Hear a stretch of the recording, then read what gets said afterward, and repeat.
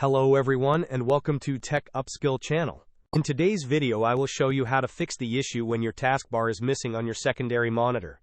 And now let's get started.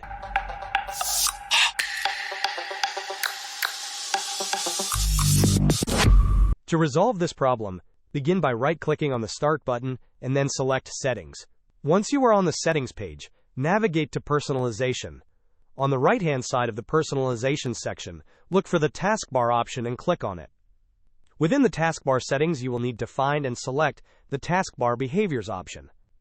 When you are reviewing these options, ensure that your external or secondary monitor is connected. After selecting Taskbar Behaviors, you will see several choices. Locate the option labeled Show My Taskbar on all displays. Enabling this setting will restore your taskbar on the secondary monitor. Additionally, if you wish to make further customizations for using multiple displays, you can adjust the Show My Taskbar app setting to choose the options that best suit your needs. By following these steps, your taskbar and its icons will appear on your extended monitor. This is how you can enable your taskbar to display on all your monitors.